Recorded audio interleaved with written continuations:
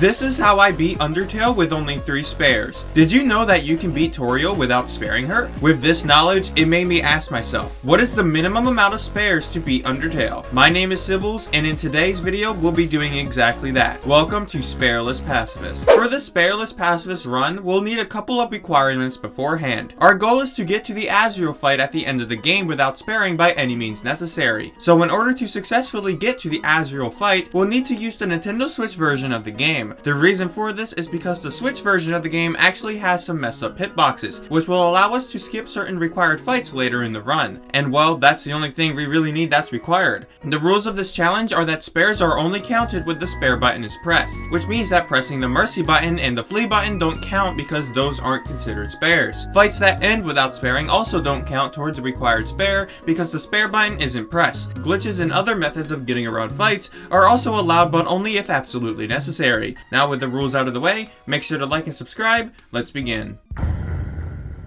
We start off with the ruins, which is actually the easiest part of this run. We don't need to press the spare button at all even during the Knapsack fight, as Knapsack will just run away instead of needing to spare. We will not be picking up a spider donut or a spider cider here, and I'll explain why later in the run. However, we will be picking up a monster candy for later. Our first real difficult task here is Toriel, because the game expects you to go through a process of sparing Toriel over and over to progress the battle and ultimately get past her. However, you can also progress the battle by simply pressing the fight button and then simply not fighting. By doing this, Toriel will hug you and the game will continue as normal.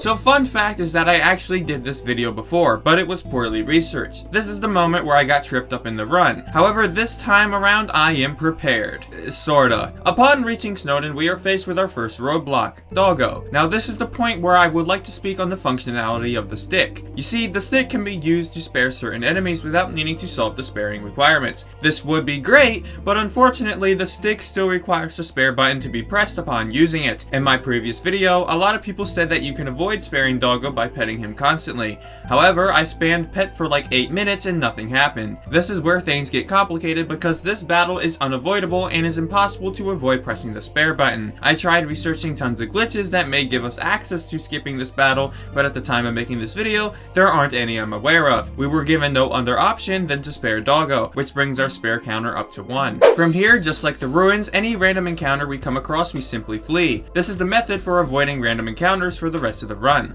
Our next big task is Dog Marriage, where we come across Dogamy and Dogaressa, and this is where the difficulty of things starts spiking. First of all, there was nothing we could do to get past Dogamy and Dogaressa without pressing the spare button. I tried absolutely everything, but there is a way to glitch past them, and this glitch is based entirely around luck to pull off. The way to skip the Dog Marriage battle is to get a random encounter the moment you enter the cutscene. This grants movement in the cutscene, allowing you to simply walk right past the battle. The reason this glitch is hard is because the chances of you getting a random encounter in that exact moment is 1 out of 30. I spent around 9 minutes trying to perform this skip, and to my surprise, I actually got it quicker than I thought, and sure enough, we walked right past them. Our next battle is Greater Dog. Greater Dog is almost like a reward for our efforts from before, as you can avoid sparing Greater Dog simply by ignoring him a bunch of times. Eventually, he'll run off. At the end of Snowdin, we come in contact with Papyrus. Much like Toriel, there's a way that you can get past him without sparing. If you simply get your HP down to 1, Papyrus will never kill you. He'll put you in his garage instead. If you leave the garage and then go back to Papyrus a set number of times, he'll actually prompt you to skip his battle entirely, allowing us to get past him. Now we go back to Papyrus, finish his date, and finally, we're done with Snowdin.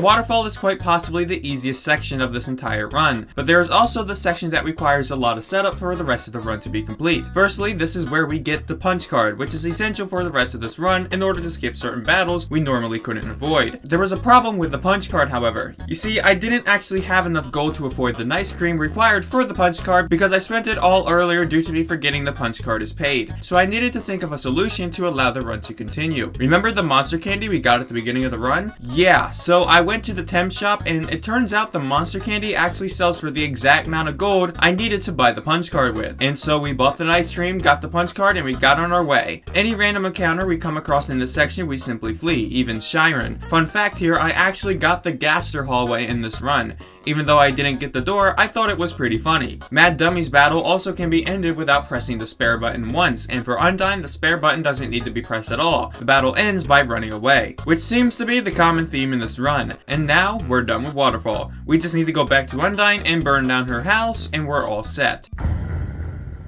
Most of Hotland is generally okay, but there are actually some interesting skips here and there. Our first problem we run into is the Royal Guards. There is absolutely nothing we can do in this battle that allows us to skip it without pressing spare, which means we have to resort to the punch card. At this time, I'll toss things over to Shayy, who will explain how the punch card works. The punch card is a super broken and super useful item in Undertale that essentially allows you to skip cutscenes and many game events. In Undertale, it is possible to open your menu and walk onto where a cutscene starts or a trigger at the same time on the same frame.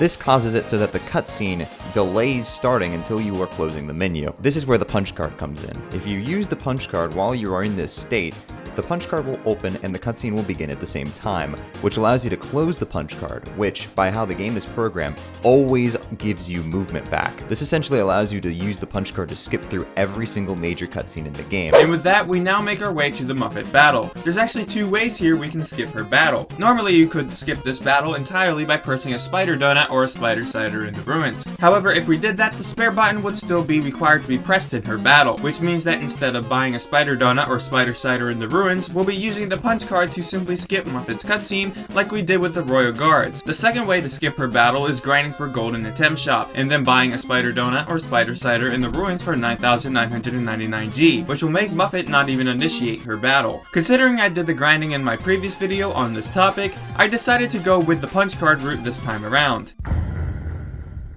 The core is rather short and is also a part of Hotland, but I want it to be in its own section. Our first issue with the core is this required encounter with Madjick. We normally can't get past him without pressing the spare button. However, with the punch card, we can easily get past him without initiating the battle, which brings us to Mettaton X. Now, I was actually thinking about using the punch card to skip this battle, but actually you don't even have to press spare once in this battle because Mettaton's batteries die.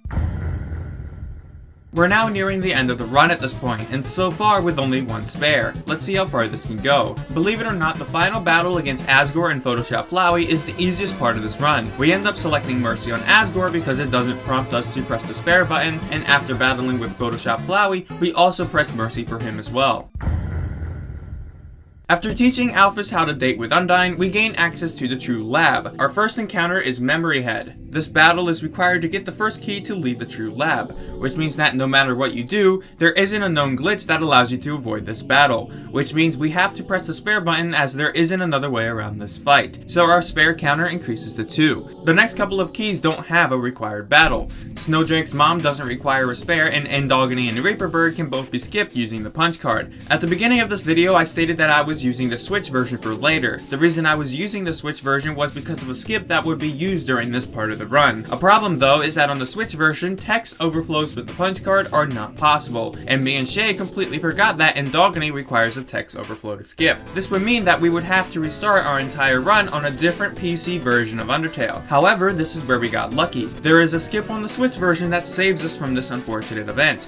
You see, the Switch version of Undertale has messed up hitboxes. We don't really exploit these messed up hitboxes until this part of the run. Using these messed up hitboxes, we can do the most epic and advanced skip in the entire game to skip Lemon Bread.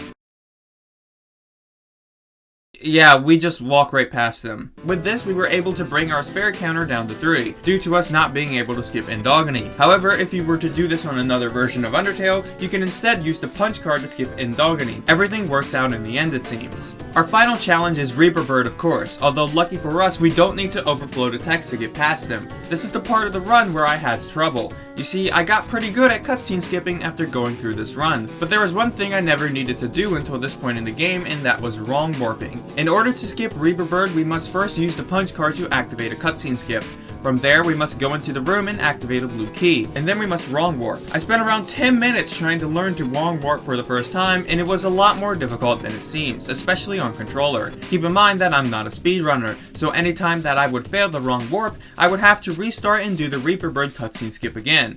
If you don't know what wrong warping is, I'll pass things over to Shayy to explain it in further detail. Wrong warping is another really broken trait of the punch card that allows it to skip a couple of extra things. In order to perform a wrong warp, you need to use the punch card on a screen transition event, sort of like you would with a cutscene. By doing this, the game does not properly set the global.interact value that controls your movement, and because of this, the game doesn't quite know what to do with you when you are in a screen transition event. In order to not crash, the game will send you to the room's default point, which is a point in every single room individually defined in every single room. These default points can be very far away from the original intended spawn location in every single screen, allowing you to do plenty of crazy stuff. Finally, I was able to do the wrong warp successfully, and we made our way to the final battle against Azrael. For this battle, I ripped up the punch card because I never wanted to experience the pain I went through with wrong warping again. Then I entered the climax of the battle where we had to save all our friends and Azrael too, of course. You are never even asked to press the spare button once during this battle. With that, we hug the goat and say our goodbyes. Huge shout out to Shayy for helping me with this video and teaching me all the glitches that are required to get through this run.